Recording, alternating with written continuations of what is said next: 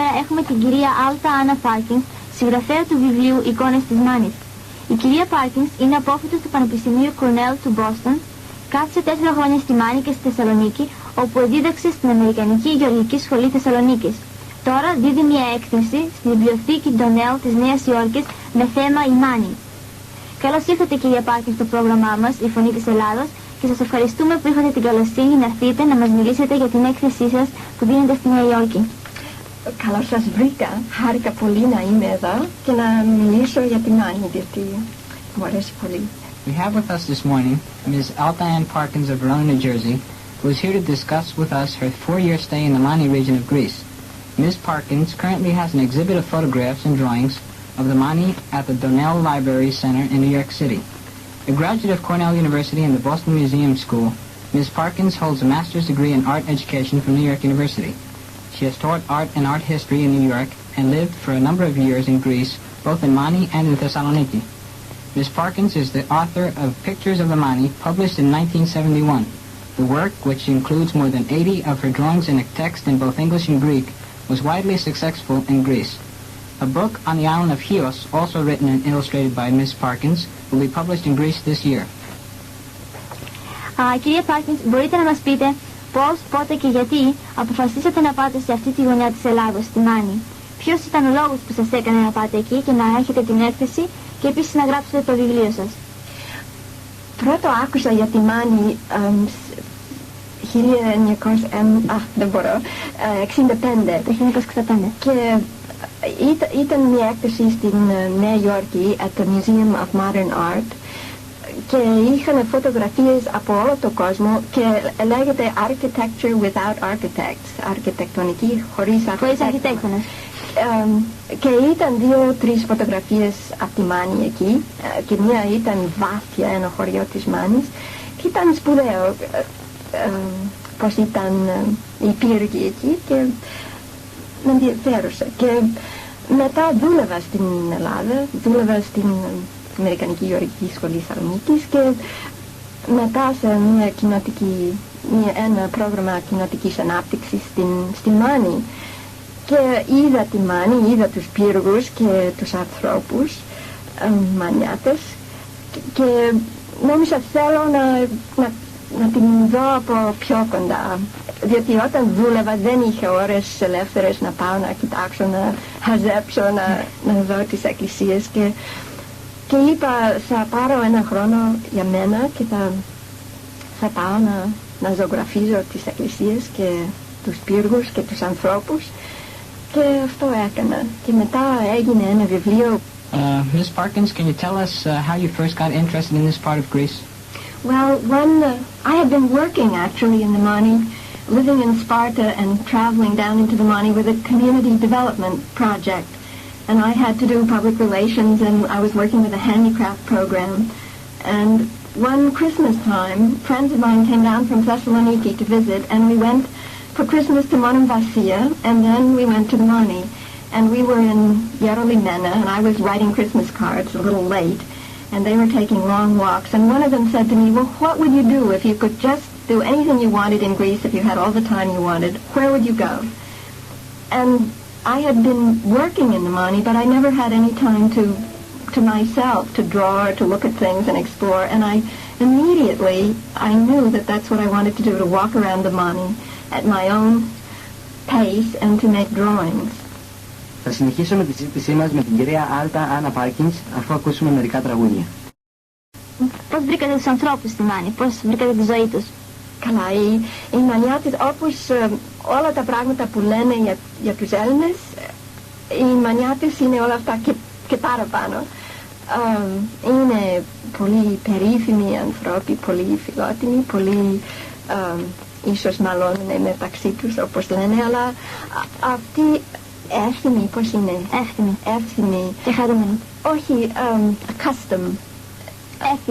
Έθιμα για τη βεντέτα. Μάλλον, καλά, έχει σχεδόν σταματάει τώρα από το περασμένο πόλεμο, το τελευταίο πόλεμο, αλλά νομίζω ότι αυτοί είναι μέσα τους από αιώνες, και έτσι ήταν αρχαίες Σπαρτιάτες. Έτσι ήταν το πόλεμο για την Ωραία Ελένη. Και όταν είναι ένα αίσθημα, αίσθημα τέτοιο δεν φεύγει γρήγορα. Έχει έρθει για αιώνες και φεύγει με αιώνες. Δεν ξέρω αν μπορώ να Ναι, εννοείται δηλαδή ότι κρατάνε τα αίσθημα των προγόνων τους. Ναι. Αυτό που είχαν πριν πολλά χρόνια. Χωρίς να το συνειδητοποιούν. Ναι. Ναι. Αλλά για μένα ήταν πάρα πολύ φιλότιμη. Ακόμα γράφω γράμματα σε μερικές κυρίες εκεί και νομίζω διότι μίλησα ελληνικά, ας ήταν σπασμένα, ήταν πιο εύκολο. Μια φορά μια γριά μου ήταν, καλά δεν είσαι σαν τις άλλες ξένες που είναι γυμνές, σαν μας είσαι. Και έτσι πέρασα πολύ καλά. Yeah, when did you feel you wanted to get into writing a book? How did that come about? I started out on this excursion. I would go down to the Mani for about 3 weeks to one area and just cover it as intimately as I could, and then I'd go back to Athens and write up notes or go somewhere else and write up everything. And when on these excursions to the Mani, the main thing I was doing was drawing. And so finally, after the whole summer, May to October, I got back to Athens with all my material, and I thought I'd leave then for the States, but a friend of mine said, well, why don't you make a book of the drawings? And that was really all I needed to get started, and I wrote the book. The text is very short, as you can see. It's mostly a book of drawings. And we started trying to get it published, which is, shall I tell you that story? Yeah. It's kind of a nice story. Well, publishing a book, it's not exactly the same in Greece as it is here. The publishing companies don't work at all the same way, and lots of authors have to run around and get their books sold as well as write them. And so how to get the money to get started, it didn't seem to be very easy. And finally we went to the Commercial Credit Bank of Greece, and they have some antecedents from the Mani, some connection with Kalamata, which is like the northernmost part of Western Mani, and they said, yes, we'll be glad to give you a certain amount of money, and we'll take it back in books when they're printed, and we'll give that money, not actually to me, but to their printer, which was Aspiotiauka, and so that's what happened, and Aspiotiauka said, well, we'll print the book, and we'll take the money for it after it goes on sale. So it was like, one of those too good to be true fairy stories. That's what happened, and it went on sale, and it sold very well, and paid off the printer, and now it's nearly out of print in Greece. Οι Μανιάτισσες είναι φημισμένες για τα μυρολόγια τους. Είχατε την ευκαιρία να ακούσετε? Άκουσα. Καλά, μία φορά ήμουνα εκεί σε ένα κλάμα για ώρες, ίσως για 5 ώρες,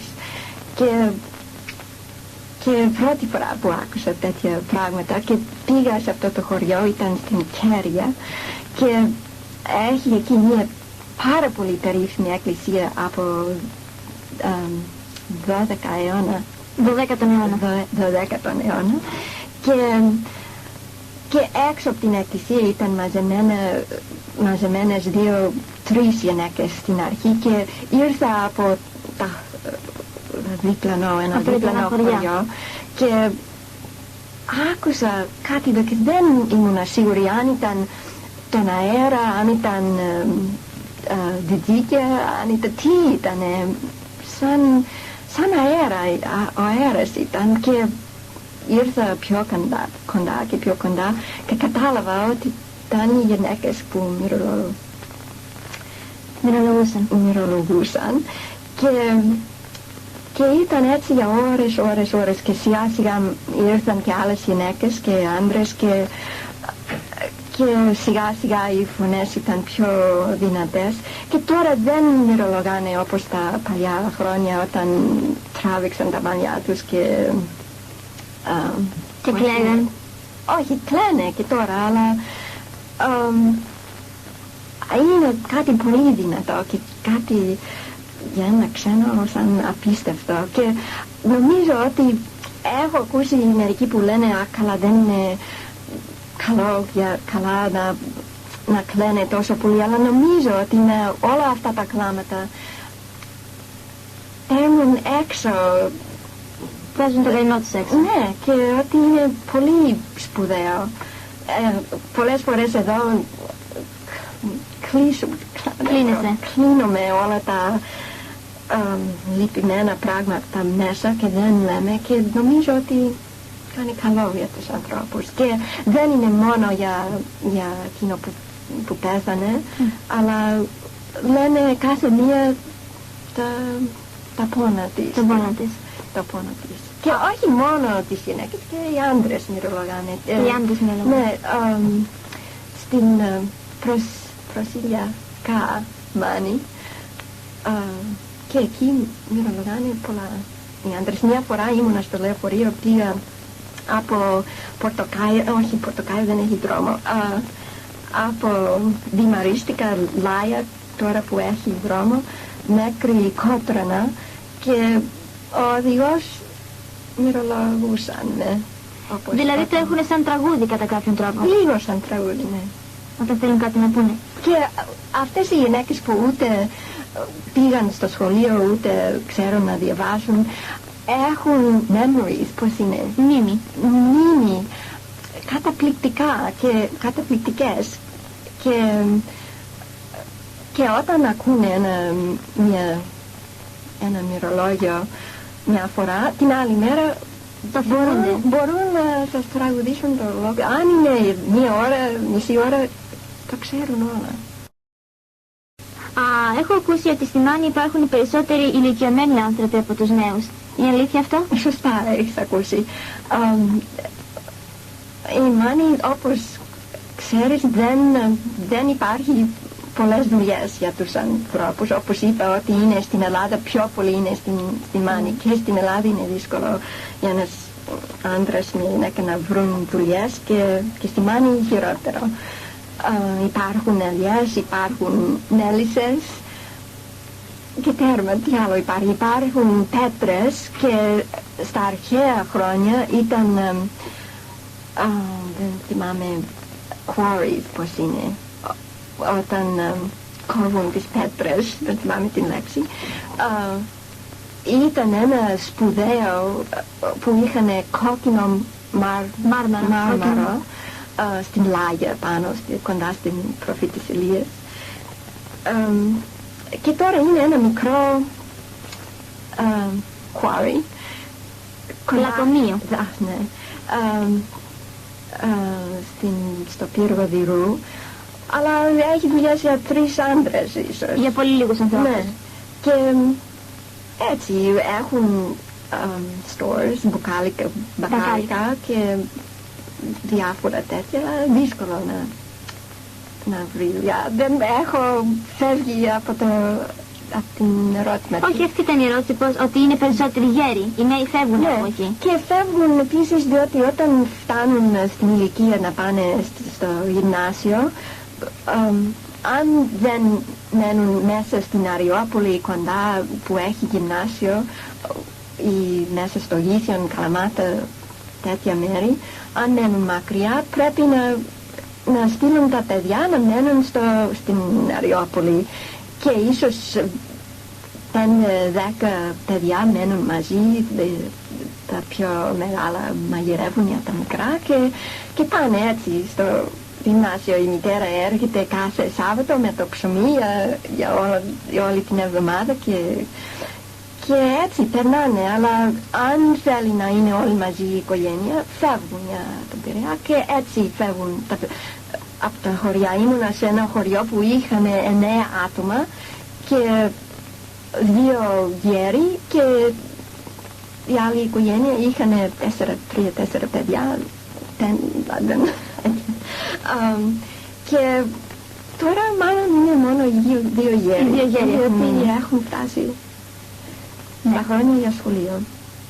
The exhibit is, I think there are more than 103 photographs and 24 of these original drawings, and there are also some objects of Greek daily life, just simple things that would interest maybe non-Greek people, especially weaving and baskets and pottery and and beads for the evil eye and different things like that, jewelry. That you collected, in other words? That I've collected over many years of going to Greece, just things that I happen to think were beautiful.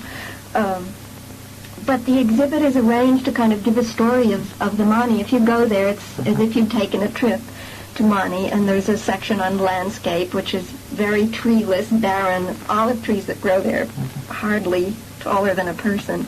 And there are lots of pictures of the people and the architecture. I guess you know that the Mani Towers are quite famous. They were part of a feuding culture, and each family had his own tower, and his own clan fought in if there were ever arguments about land or honor, or mostly land and honor, I guess. And then some photographs of a funeral, a couple of funerals, and people working, threshing, and the postman going his rounds by donkey, and the roads, what they're like. I'm curious, how often was mail delivered? Every day, was it? Oh, no, not every day, but more than once a week. And some villages every day, but the remote villages would have mail at least 2 or 3 times a week. And then there's a section of pictures of the children in school, and then a section of villages, different drawings of villages and photographs, and of the Byzantine churches. We'd like to thank you, Miss Parkins, for coming down here this morning. And perhaps you can tell us where someone could get a copy of your book, possibly, if they're still available. Are they out of print now? Or? Well, I'd be very happy to tell you. It really is nearly out of print. I think it's practically a rare book, but there is one store in New York which has some copies, but not many, and that is Greek Island Limited. It's on 49th Street in Manhattan, East 49th Street. Also, maybe people would be interested to know that the new newspaper, the Hellenic Times, is going to print the text in English. The book is in both Greek and English, the copies that are sold at Greek Island.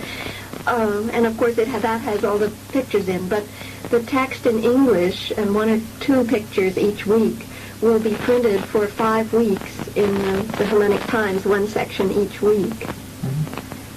So we'll be looking forward to see you then when the new book comes out on Chios, and we'll get into that island. Well, that would be a great pleasure, and I wish that there would even be one after that we could look forward to. We hope so. Θέλετε να μας πείτε με τι ασχολείστε τώρα? Καλά, όταν τελείωσα με αυτό το βιβλίο για τη Μάνη και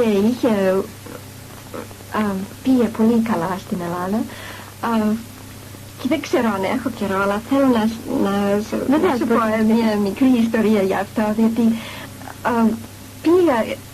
πούλησε και στη Μάνη αυτό το βιβλίο, αλλά σε μερικά χωριά που ήταν, δεν ξέρω, 20 άτομα, αλλά το είχαν στο καφενείο, και πήγα μια φορά στην Άλεκα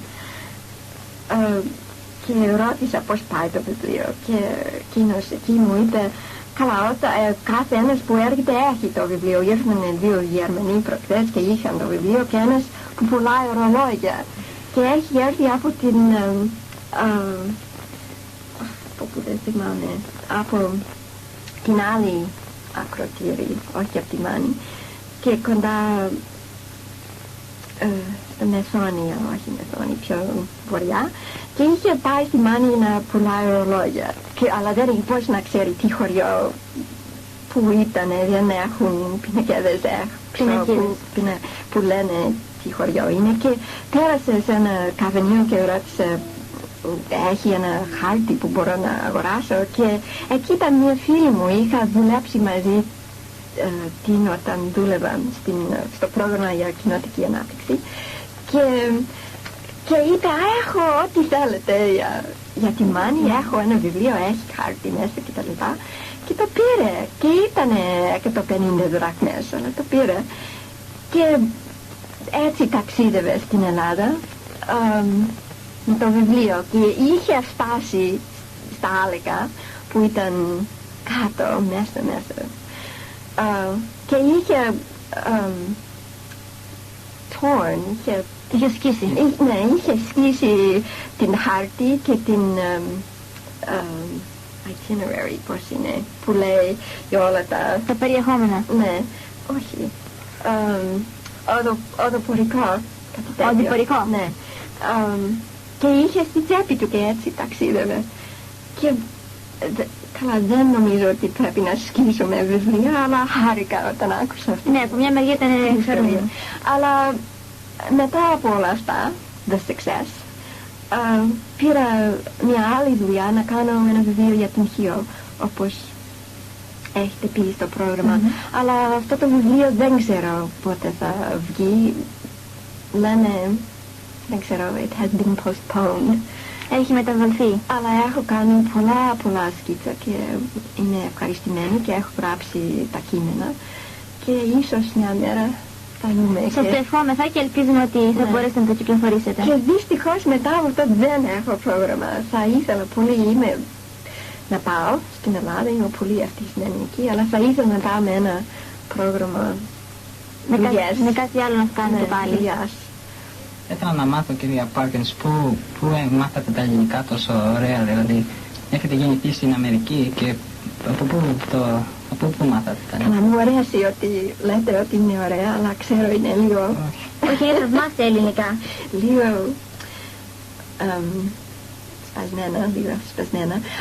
Άρχισα, η πρώτη φορά όταν πήγα στην Ελλάδα σκέφτηκα καλά οι Έλληνες τόσο πολύ όπως στην Ευρώπη δεν θα μιλάνε αγγλικά και θέλω να μάθω κάτι και έχω μια φιλινάδα εδώ που είναι Ελληνίδα και μου δίδασκε την αλφαβήτα και λίγο παραπάνω και πήγα στην Ελλάδα και ήξεραν τα αγγλικά, αλλά μίλησα στα χωριά λίγο ελληνικά και μου άρεσε και δεν ξέρω, μου αρέσει η γλώσσα, μου αρέσει το ρυθμό της και όπως καλά δεν μπορώ να το μιλήσω πολύ πηδηκτό όπως πάει, αλλά μου αρέσει αυτό και είναι πάει σιγά και πηδηκτά, ξέρετε τι λέω, και μου αρέσει αυτό.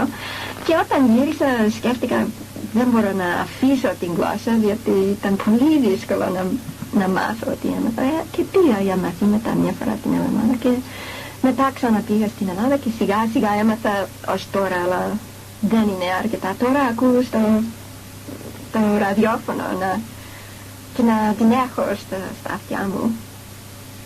Ναι, σας χρειάζεται συγχαρητήρια κυρία Πάρκινς, γιατί μάθατε τόσο καλά τα ελληνικά και αγαπήσατε την πατρίδα μας. Καλά, δεν μπορεί να είναι η πατρίδα μου, αλλά την έχω πολύ κοντά. Την έχετε πολύ αγαπήσει. Αυτό είναι πολύ καλό για μας να ακούμε έτσι για την πατρίδα μας. Σας ευχαριστούμε πάρα πολύ που ήρθατε την καλοσύνη και ήρθατε και ελπίζουμε να σας δούμε στην έκθεσή σας και σας ευχόμεθα καλή επιτυχία με το καινούριο βιβλίο. Πάρα πολύ σας ευχαριστώ και ελπίζω να πας μια μέρα στη Μάνη. Σας ευχαριστώ πολύ και εγώ το ελπίζω και το εύχομαι.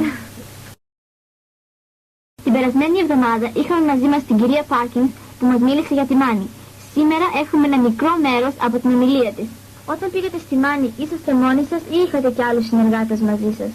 Όχι, πήγα μόνη, διότι αν είναι ένα άλλος δεν μπορώ να σκεφτώ, δεν μπορώ να κοιτάξω, δεν μπορώ να πάω όπου θέλω. Και νομίζω ότι οι γυναίκες εκεί με κοίταξαν λίγο παράξενα διότι ήμουν μόνη, αλλά μετά που κουβεντιάσαμε, δεν ξέρω, μία ξένη μπορεί να πάει μόνη στην Ελλάδα πιο εύκολο από μια Ελληνίδα και μια Μανιάτισσα δεν θα μπορούσε καθόλου ούτε να ταξιδεύει μόνη στη Μάνη. Μπορεί να πάει για ψώνισμα σε ένα χωριό στο Γήθιο από στην Αριόπολη, αλλά δεν μπορεί να πάει για ταξίδι αν δεν πάει στους συγγενείς, κάτι τέτοιο. Αλλά για μένα δεν τους είδανε πολύ παράξενο, διότι ήμουν ξένη. Και μια κοπέλα εκεί, μια άλλη κοπέλα με πια δούλευα στο πρόγραμμα Αναπτύσσεως. Πήγαμε στο αυτοκίνητο, αυτό ήταν όταν δούλευα και είχα έναν αυτοκίνητο. Και πήγαμε σε ένα χωριό στην Βάθια και δεν είχε πάει, έμενε στο πύργο Δημρού και δεν είναι πολύ μακριά, ποτέ δεν είχε πάει. Και είπε δεν μπορώ να πάω μόνη, τι θα πούνε οι γυναίκες, ούτε είχαν πολλές parties, διότι είπανε οι κυρίες θα παρεξηγήσουν. Βέβαια, και αν οι φούστες είναι λίγο πιο κοντές και οι μανιάτισσες δεν φοράνε μίνι φούστα, δεν έχει μπει εκεί, αλλά αν φοράνε φούστες λίγο παραπάνω από τα γόνατα θα μιλάνε οι κυρίες, θα παρεξηγήσουν. Και έτσι ούτε πολλές parties έχουμε. Και κάτι άλλο ήθελα να σου πω. Για τα κουτσομπολιά, διότι μια φορά πήγα στην μια κηδεία και περπάτησα με μια παρέα γυναίκες από το χωριό, από διαρρολημένα, και πήγαμε απάνω στην ορχιά και οι γυναίκες φώναξαν με φωνές πολύ δυνατές, πολύ σκληρές, και είπανε για ένα κορίτσι που ήταν αραβωνιασμένη με τον the baker, με τον ψωμά, με τον φούρναρη, από ένα άλλο χωριό, και την είχαν δει στο αυτοκίνητό του όταν πήγε με το ψωμί από χωριό, και αν ήταν αραβωνιασμένη δεν κάνει, και είπανε άσκημες λέξεις για αυτή την κοπέλα. Και μετά φτάσαμε στην κηδεία και ήταν ήρεμες πια. Ξεχάσανε. Αλλά αυτά τα κουτσομπολιά είναι σε ένα μέρος που μόλις τώρα ήρθε τηλεόραση, δεν έχει θέατρο, δεν υπάρχουν πολλά βιβλία, δεν διαβάζουν. Οι γυναίκες ήταν από τα χρόνια όταν δεν μπορούσαν να πάνε στο σχολείο. Τι να κάνουν, τι θα τους ενδιαφέρει.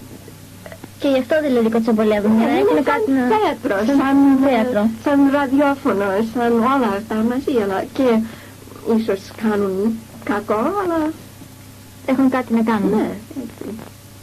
Ευχαριστούμε την κυρία Πάρκινς που είχε την καλοσύνη να μας επισκεφθεί και να μας μιλήσει για την έκθεσή της. Υπενθυμίζουμε στους ακροατάς μας ότι η έκθεση της κυρίας Πάρκινς θα είναι όλο τον Ιούνιο στη βιβλιοθήκη Donnell Library που βρίσκεται στο 20 West και 53 δρόμους της Νέας Υόρκης. Οι ώρες της βιβλιοθήκης έχουν ως εξής: Δευτέρα με Πέμπτη 8:30 το πρωί με 8:30 το βράδυ, Παρασκευή 8:30 με 5:30 το απόγευμα και Σάββατο 9:30 το πρωί με 5:30 το απόγευμα. Η είσοδος είναι ελευθέρα.